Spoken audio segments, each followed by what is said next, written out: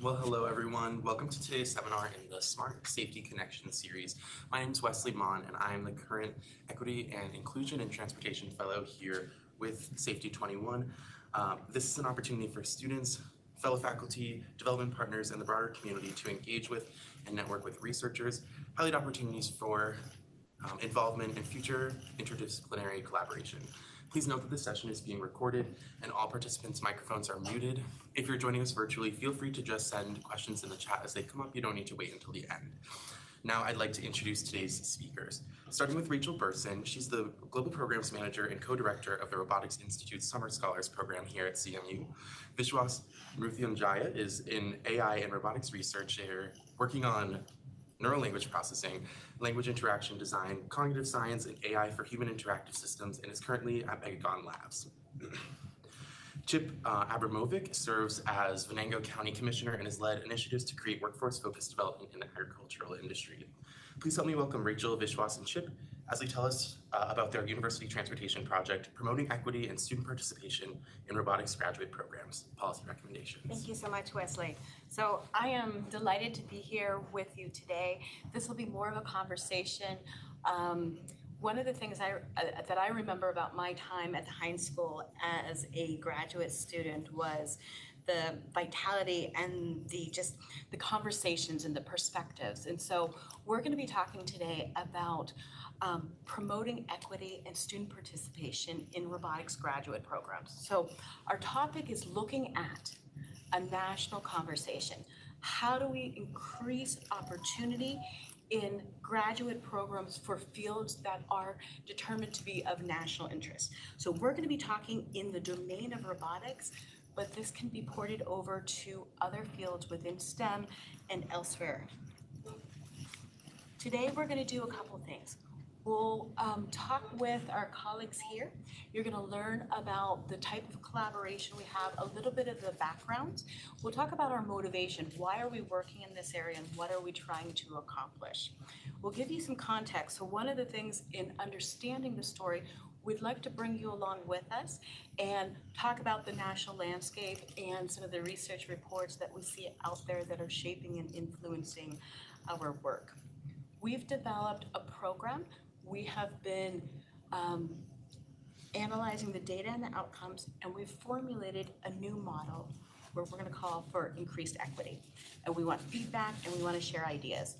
We're going to talk about some future directions, and then County Commissioner Abramovic will be talking about shaping the narrative, and together we'll talk about some of the policy recommendations that are outcomes. So I want to thank the Heinz School, the Safety 21, Traffic 21, and Mobility 21. We have had the opportunity to work together for more than 5 years, and we've been working to create and understand what some of the barriers to STEM education and participation in careers are.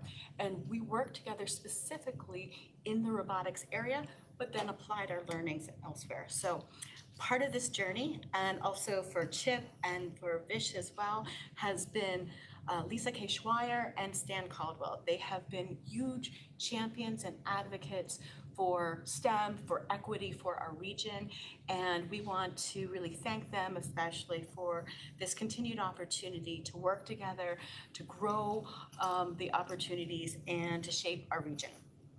Not with us today is Professor John Dolan, and John has been a mainstay on campus here, is a leader in autonomous vehicles, and is my partner on the RI Summer Scholar Program, and also is a faculty leading a autonomous vehicle lab within the Robotics Institute. Now I'm going to turn it over to Vish Mruthyunjaya to introduce himself. Vish? Hello, everyone. I'm sorry I couldn't be there in person, but I'm joining remotely and I'm excited to be here. I'm a 2016 graduate from School of Computer Science from robotics, but I've continued my work both in engineering as well as research and development in the area of human-robot interaction, as well as conversational AI and other NLP and AI applications. And in addition to these, one of the areas I'm always excited and interested about is the education and impact of AI in education, and which is why I have been collaborating with Rachel even since my graduation. And I'm happy to be here. I'm excited for some of the policy regarding the graduate programs we will be talking about. Chip, would you like to introduce yourself? I'll go later when I get up there. Okay, so my name is Rachel Burcin. I'm also was a member of the Heinz program and was a graduate there. Since my time at Heinz, I pulled upon so many of the conversations, the tools, the opportunities to really focus on educational development, educational design, assessment, and evaluation. And a couple of those opportunities that I'd like to highlight here that are along my work, looking at how to expand and work to develop this educational pathway. Working to launch the first undergraduate research journal in robotics, working with a whole host of partners from PBS to the Department of Education to Pennsylvania Rural Robotics to develop a TV show that was broadcast out during the COVID pandemic. And then finally, working with corporations, with students, and leading an online program called RoboLaunch, which reached 15,000 undergraduate students to explore robotics research and pathways last year. So many different things are bringing us together. And why are we looking at the area of STEM, science, and technology? Because our futures are really being shaped by science and technology. When we look at the salaries that are out there, when we look at job growth, having STEM skills at some level is really important for access to good jobs. It is important to have, not everyone I often hear needs to be a PhD in the Robotics Institute or a CMU, absolutely. But we need to think about what is that access. And so the US government has been looking at and developing a vision. The US government's vision for our way forward is all Americans will have lifelong access to high quality STEM education, and the United States will be the global leader in STEM literacy, innovation, and employment. We know that we're not there yet. We know that a lot of work and a lot of effort is underway. This is a picture that many of you are familiar with. We hear about pipelines and pathways. We hear about opportunity, and we hear about what it means for the nation. Well, today, I'm going to talk about a little bit about our motivation. When we're looking at science and technology, we're aware that this is reshaping our lives and the future of work. That science and technology is now the largest and most valuable industry, offering some of the highest salaries, and that we know strong skills in math, science, and computing are essential for career growth and economic development. You're going to hear later from Chip about why having STEM talent within his county is really important, why we need to look across areas that they are away from or disconnected from the innovation economy. And as we know, when we think about education, it's a system within systems. And so today, when I talk about our focus, it is going to be intentionally simplified. And we're also going to talk about why working at the interfaces and across silos is so important, because our work is really focused on one area in which opportunities, in which additional support can help students, help families continue on STEM journey. So we will be looking at the transition from undergrad to graduate. We're going to be looking at national statistics and different supports and educational programming that can increase participation in STEM fields. So while I will be looking at robotics and talking about robotics, the statistics that we're going to be looking at are across the School of Computer Science, across, the field of computer science. And Chip and I had the opportunity to also look at engineering. And we saw that both fields had similar numbers in terms of different points in drop-off of participation within that field. So we're going to be looking at going from undergraduate to master's. What happens in the national arena in terms of the composition of student bodies? What happens in terms of those pathways there? And this can be applied to other topical areas, but also in any country as well. So these are areas of national policy when we're looking to develop really strong STEM pipelines. There are areas in which there needs to be an intervention or additional supports. So, to bring us along so that we can focus on why we chose to look at, within the country, this point within the pipeline of undergraduate to graduate. There's a national need. There is multiple calls to work to increase participation in STEM fields at the graduate level. There are entire departments that do not have representation from US students. And we're also looking at, when we were exploring this field, we were looking through the lens of how do we increase equity, how do we increase participation of students from the US that have long-standing underrepresentation in STEM. And what we discovered and what the data is emerging to show us a picture is that in general, there is a decrease in domestic representation by level. And this kind of makes sense. When you look at associate's degrees, the majority of the students are US students. As you go through, and there are points here to investigate, to unpack, because there are nuances here in terms of what is happening to student participation and pathways from this. So we've looked at other areas like in K-12, how to inspire, excite, to begin to recruit. But we have a retention program or problem if we're thinking about undergrad to grad as being a unit. So, multiple reports. We looked at the national, but I want us to start off by looking at Pennsylvania-wide. Brookings Metro did a study of Pennsylvania, of the economy, and what they found was the innovation economy. So those areas really driven by R&D, where there was deep tech, they were clustered around the areas where there were universities. That makes sense, right? So Philadelphia, Pittsburgh, State College. And as they looked at STEM participation across the state, they said that access to the innovation economy, there were gaps by race, by gender identity, and also, if we read further, by place.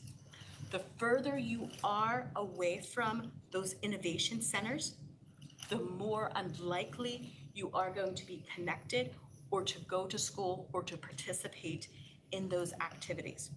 And so what we're seeing at the state level, and these were recommendations to the state government to increase innovation, and you're gonna see that there is a parallel across what policy, think tanks and government agencies are seeing, is that there's this drop-off in participation, and you'll see the recommendations are very similar.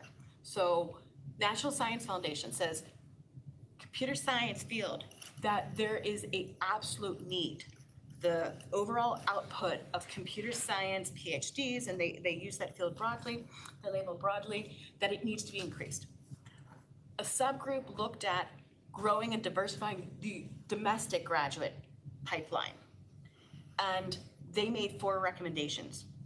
Looking at those recommendations, you'll see some similarity to what Brookings Metro wrote about as well for Pennsylvania across the state, is that reaching students where they are, increasing that awareness, encouraging recruitment, actively, intentionally encouraging that. And here's where we will focus on early research experiences, expanding access to that.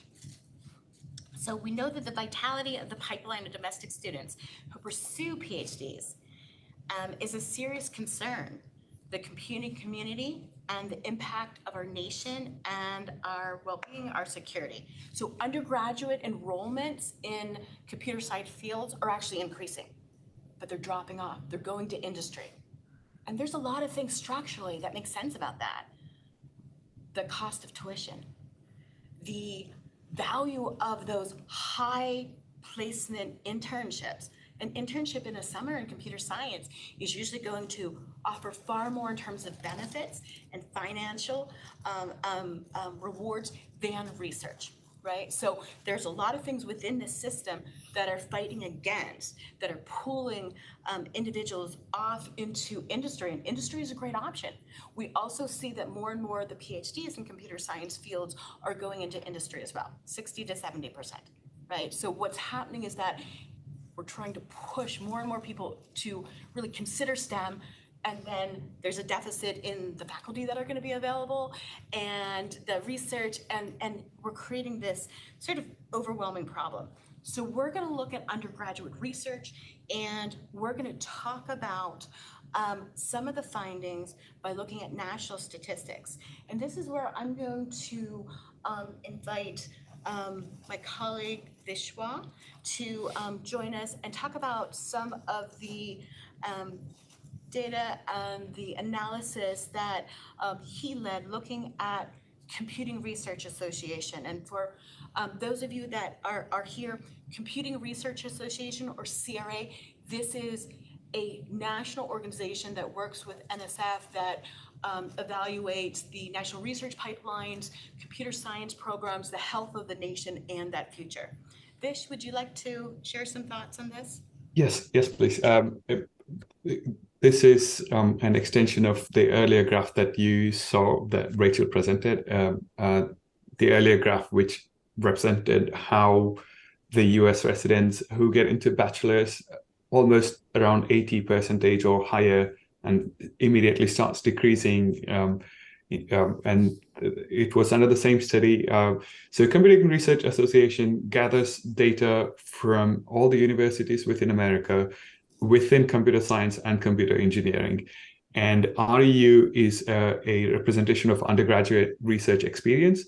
A lot of this observation came from the data where students who were able to go through formal undergraduate research experience were more inclined to apply for master's or doctoral programs. And without that, very few would end up applying. So this disparity, when we looked at it, we were able to compare with our own Summer Scholars Program at Robotics Institute, and which is why we worked on this study. And again, this data is a representation of between 2017 and 2018 on 800, approximately 800 sample. Could we go to the next slide, please? Yes. So as I was saying, we saw that 15% in the previous slide, we saw 15% without any REU experience applied to grad school, and with REU, it increases from 15 to 31. But we can see that 90% of students who come and get the REU experience with the Robotics Institute Summer Scholars Program end up applying for graduate programs. So we were not only able to match and beat the national statistics, but we were able to outdo the numbers by a significant margin. And that's where we started to look into what is it that we are doing differently compared to what other REU programs are providing. And the future policies we'll talk about is essentially surrounding that. we're going to talk about some of the differences. When we were working with the students. We've been running the RI Summer Scholar Program since 2006, and we started first as a recruitment because there were very few undergraduate robotics courses and such, and so we knew that we needed to bring students together and give them foundations. And so we had an expectation, even though it was slightly recruiting, that we were going to build skills together. And that benefited us because it was not a knowledge transfer. It was not a banking style. Instead, it was bringing together a cohort and working.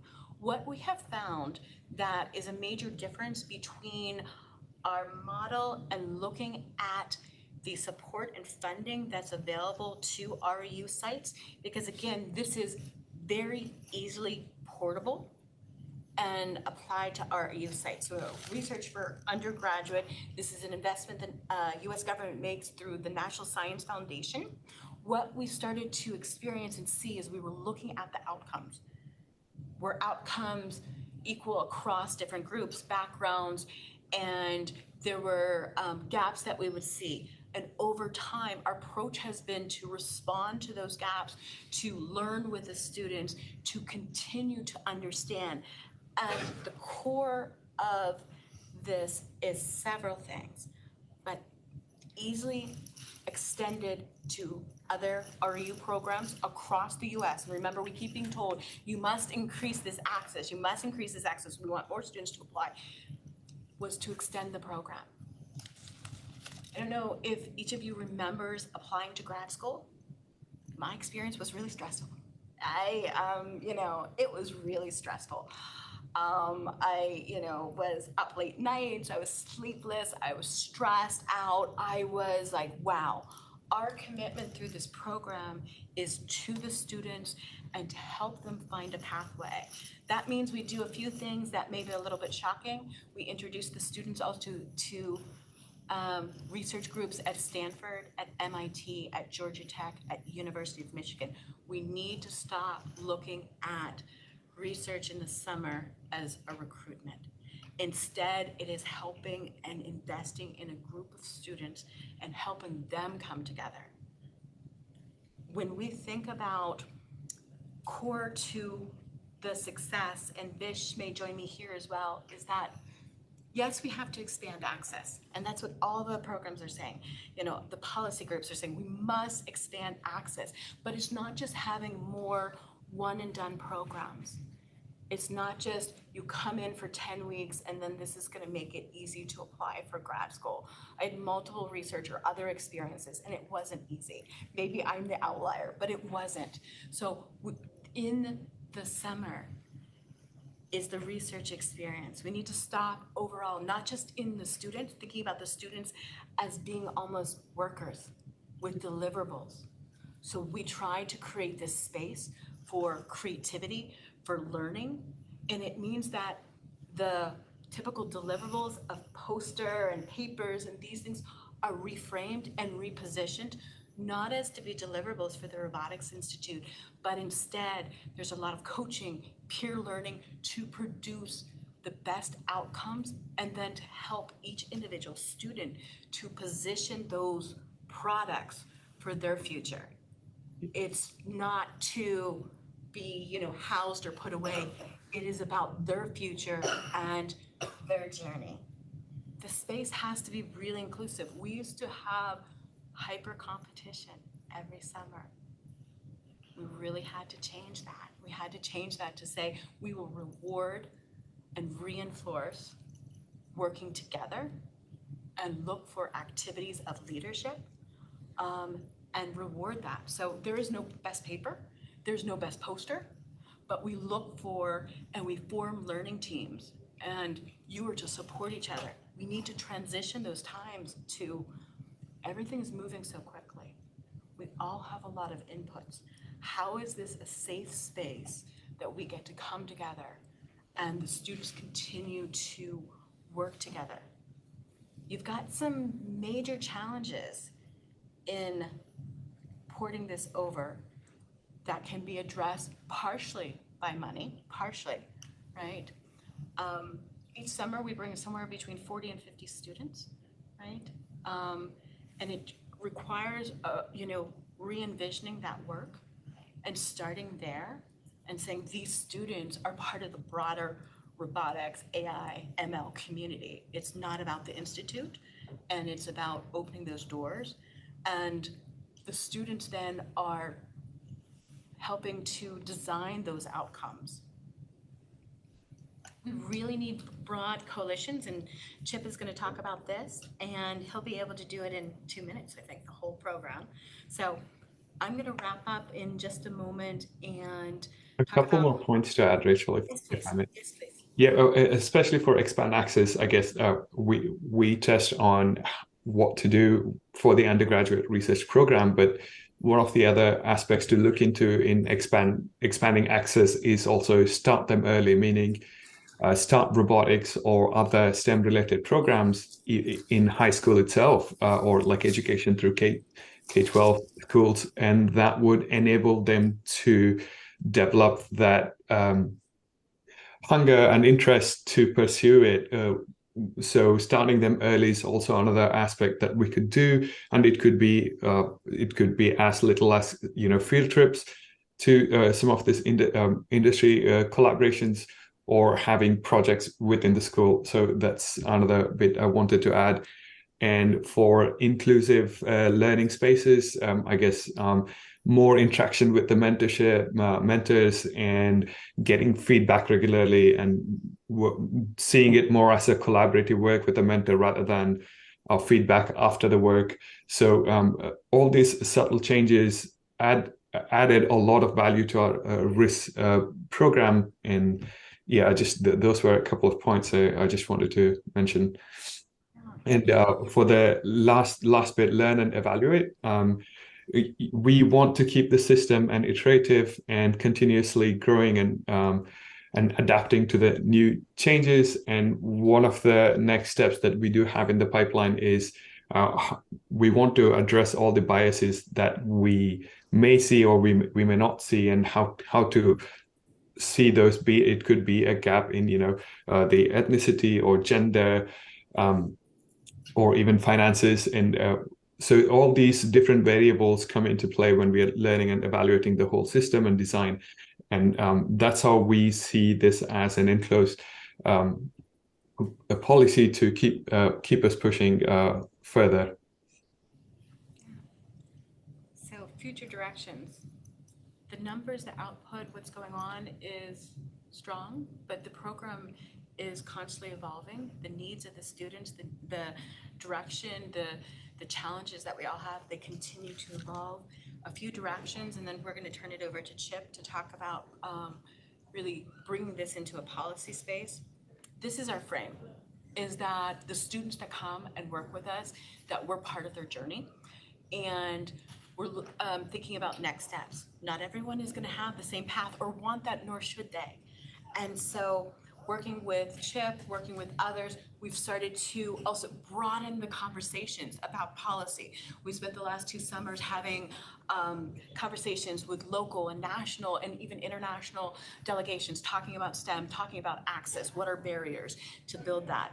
We've increased, this has been something that has always been part of the Summer Scholar Program, doing teaching and learning, sharing the skills that we have. Right now, we're hosting an online free open research, robotics research for students around the world.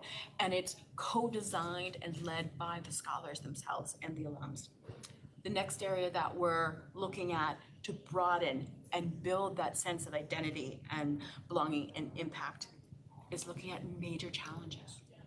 So robotics, AI, they can contribute to some of the most difficult problems that are challenging us today. So we're looking at how do we carve our programs, carve the opportunities, the research, what is behind it, why are we doing it? And we're working on some climate change projects down in Latin America and building a foundation so our students can have those experiences as well to contribute to clean energy transition. I'd like to welcome Chip Abramovic to share a little bit of his background and talk about policy. Perfect. So thank you all. Appreciate being here. So I'm Chip Abramovic. I'm an 8-year elected official as county commissioner, an hour north of here in Venango County. I also currently sit as president of the County Commissioners Association of Pennsylvania, overseeing all county commissioners like me in all 67 counties. Also, past chair of the Northwest Commission, which is the 8-county in the Northwest Economic Development Entity. I've been an 8-year board member there. I'm also an 8-year board member of our 6-county Northwest Workforce Development Board. Rachel, special advisor at the Robotics Institute. I'm also one of the founding members and board chair that she spoke about earlier is the Innovation Institute for Tomorrow, and also PA Robotics, which is a K through 12 STEM educational robotics group, drone group, gaming group, working on the workforce for the future. Aside from that, I'm also just was recently appointed to the Agriculture and Rural Affairs Committee for the nation for counties. And there's a lot that goes behind that. But one thing I'm really passionate about is this conversation. So I have a way different perspective. I'm a Robert Morris graduate with a finance degree. So what were the reasons I didn't go get a post-grad degree? I mean, I live in rural Western Pennsylvania. I owned my own investment firm for a while before I became commissioner. And I thought about it, how's a grad program going to benefit me at home? It's not going to make a difference, I always thought. But being down here, being heavily engaged with you guys over the past 8 years, 6 years to 8 years with Stan and Rachel and Lisa Kay, made me realize the opportunities that people in rural space and outside of that, once you graduate college, what the opportunities are for your future and where that growth potential is. So we had a conversation. I was with Rachel in DC this spring at a collaborative group of universities, from research institutions like yourself, with Stanford, and to state colleges, to small universities, together on how to collaborate and grow those opportunities for residents, to grow that opportunity for students, and how to collaborate. But being down there and seeing that showed me a different perspective. And it showed me a perspective of when you graduate undergrad and you jump out making $100 grand a year, we'll just use round numbers, and you have that bill to pay, 2-3 years later going to get your graduate degree, you're going to make $20,000 or $30,000 more. Well, bills are real time, so you don't have that time frame. And money today is a lot better than waiting 3 or 4 years to get a $30,000 paycheck. But your earnings potential with that grad degree grows and expands. So it really put in perspective, and I'm only 40, so it's kind of different to think about at this age, where now I'm looking at going back to grad school. Now I'm looking to see what opportunities there are for the future. But when you're 25 years old, 23 years old, you don't care about what happens when you're 40. You care about how you're getting through. A little bit different than you guys are here, because you're a lot more forward thinking than the general population. So we also, when she had the slide of the pipeline, so when we have, I'll go back to it. When we have 80% domestic students in undergrad programs, that one, undergrad programs, then that flips, even with the whole transition, to 20% in master's and doctor and PhD side. Where does that drain come from? And when they talked about risk, a lot of that drain comes from, in undergrad, we don't get a lot of research opportunities. We don't get any, actually, a majority of state universities and other universities. That's where it loses your interest on pursuing yourself, in my opinion. So how do we start to pair that together more? And when we go back to the risk program, and then what we do in the K through 12 space right now with PA Robotics with Tim Heffernan, it's giving kids extracurricular learning activities. Some are part of their day-to-day curriculum, but the other half of it is post. It's just extracurricular. It's a sport for them. It's something for them to learn after school, which gives them an opportunity to learn stuff that they're not learning in the classroom setting, which starts to change that demographic. It starts to give them that opportunity to take a step forward to want to learn more. So we're going to see through our study that we're doing on the current program, what that looks like in the undergrad, and then how many of them go to the post-undergrad after that, to try filling those leaks in the pipeline. And we saw this picture when we were in DC that day. I think it came out of Michigan State or University of Michigan, but it was a powerful. And then you look at your workforce, and then you look at the jobs that are not being attained and filled in today's society. That's the master's level, doctoral and postdoctoral. And looking at that whole entire pipeline, That's the jobs that are the high demand that need filled today. I literally, before this, was on a call with a local provider at home on mental health services and mental health treatment. We don't have that. That's why we have such a backlog in services. There's not enough psychiatrists. Well, if you just look at this and compare that, because we're talking STEM, but compare that across every demographic, that's your master's doctoral level. That's the smallest part of the pipeline. I can get a ton of caseworkers with undergraduates, but after the undergraduate, that's why it's 6 months to wait to see a psych doctor right now in America, because that pipeline's draining. So my different perspective is, yeah, we're talking specifically STEM, but I see it as a vast throughout everything as well. So how do we just specifically focus it on STEM and use that kind of as our pilot, and how do we get people engaged? And talking about the policy, talking about the opportunity, I'm in rural America. I have 50,000 residents in my county. I'm going to say 40% go to undergrad, maybe 5% of them go on.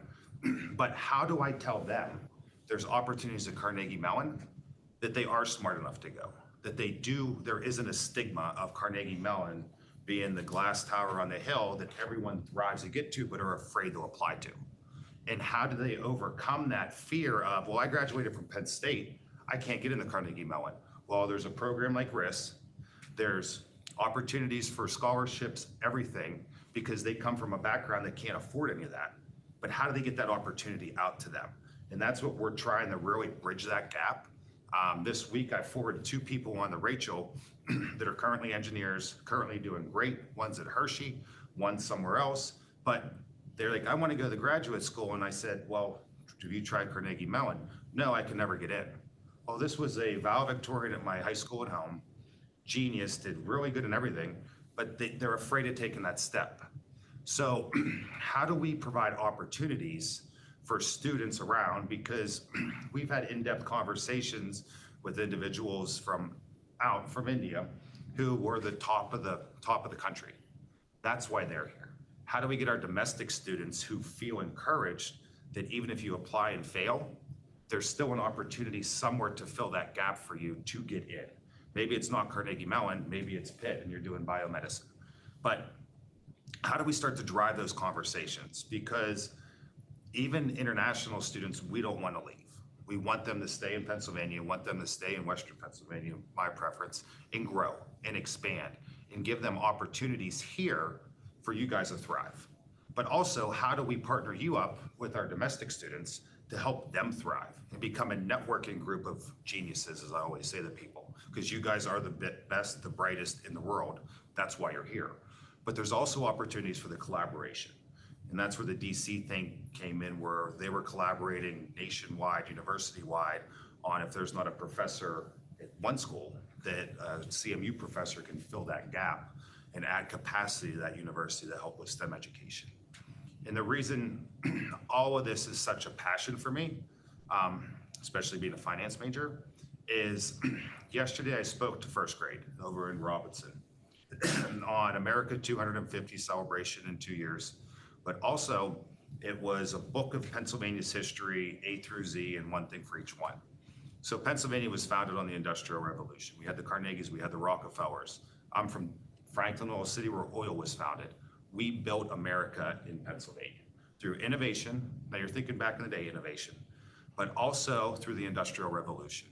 We were all raised on an Industrial Revolution mindset on work ethic and how to work. But today we're hitting a technology workforce where it's not me shoveling dirt, it's something shoveling dirt that I'm fixing. But Pennsylvania and America is not creating that culture. We're not creating what you guys are doing in the K through 12 space, the undergraduate space, on a technology-based workforce, which is our next comparable industrial revolution that we're trying to create in a pilot through rural space, through down here, because that's where we're at. The old school days of graduating high school, going to a mill, going here are gone. Now you're actually running a machine, because every robot has a human component. And that human component, we're not training. You know, we're training people here to build the robot and make a better robot and do that, but we're not training the K through 12 undergraduate space to also fix that robot. So that's what we're really passionate on. And that's what we've been working a lot on. So hopefully over time, we'll be able to start to build that. But the goal is to bridge that gap. It is to show people there is opportunity. They just need to go out and try finding that opportunity. And you can blame me a lot to a point, but I'm not at the state level fully. But how do we start to bridge these gaps? How do we start to get out and tell people there are opportunity for you? Each and every one of you are in this room because you had an opportunity that you took advantage of, but you knew that opportunity.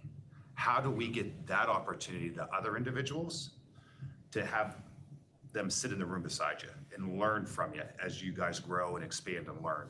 Because each and every one of you are going to need a team to work with.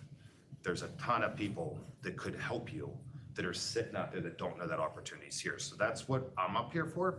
And that's kind of the end that I'm at. So wrapping that up, questions and answers. Question.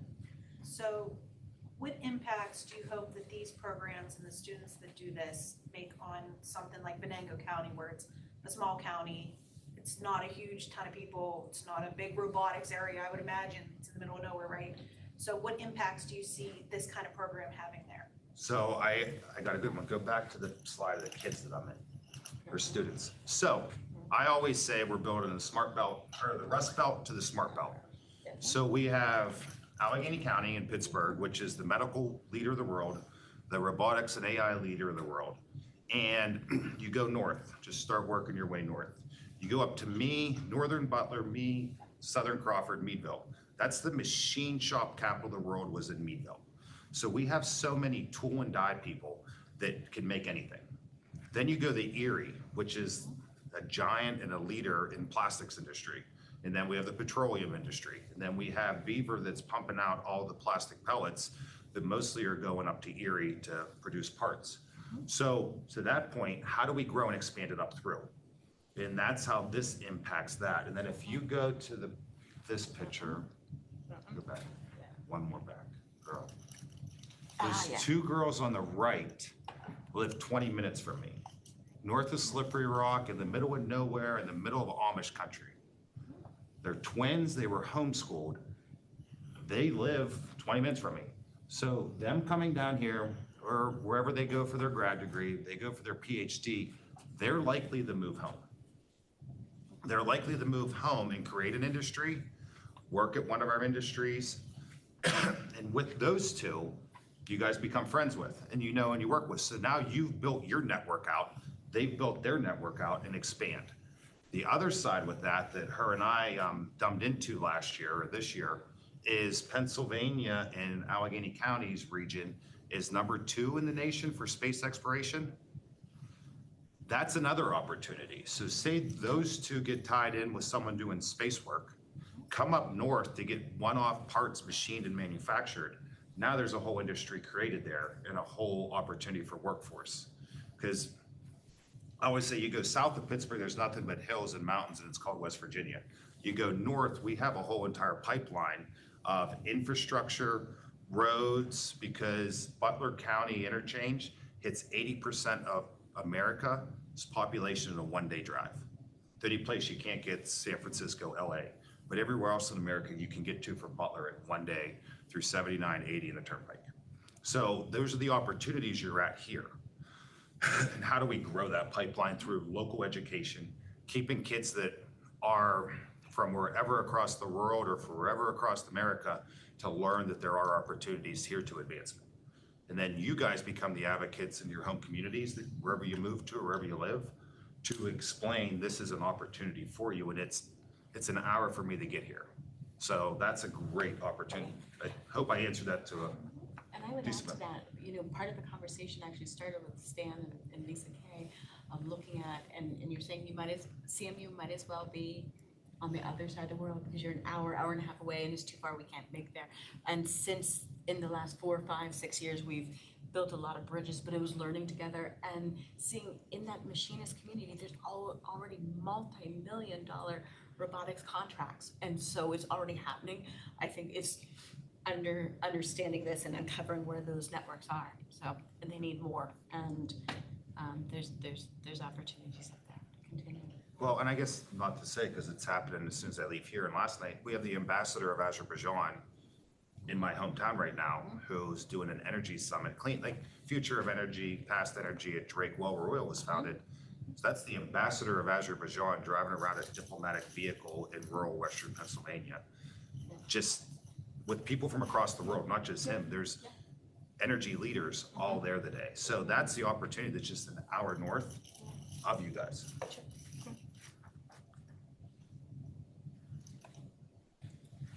And then we have Vish out in Napa Valley right now, wine tasting. who was in my hometown this summer and spent a week there. But it wasn't far from him from CMU to get up there. Absolutely. So how do we blend urban and rural divide through education and technology?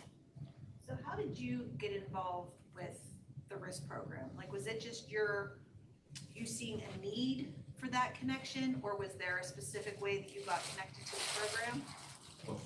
Well, this is an odd story, not to give you this part of it. So I'm strange. I'm a single guy with a 14-year-old lab.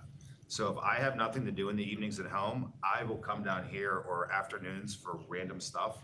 So when I first got in office 8 years ago, after like a year, we were talking about starting a robotics program. And me with the guy from Penn State Extension and Tim Heffernan, our director of the Rural Robotics, was kind of into it. So I just randomly showed up to meetings at Carnegie Mellon, randomly showed up to STEM stuff at Pitt University. I don't know how I figured this stuff out, but I just started showing up. And then over time, I showed up and kept showing up. And then I randomly met Stan Caldwell by my house at a random event. And then he got me more engaged. Then he introduced me to Rachel. Then we introduced Tim to Stan and then Rachel. And then it just grew over a 6-year friendship and relationship over that time. So I don't sit at home watching Jeopardy or anything. I'd rather come and do something. But, I think the first time that your team came down and there were more people from the county and even broader, and they came down and we didn't know what to expect, and you brought a group of students, and what was really exciting, Lisa Kay and Stan, we were working together with the students, the presentations and the tour here.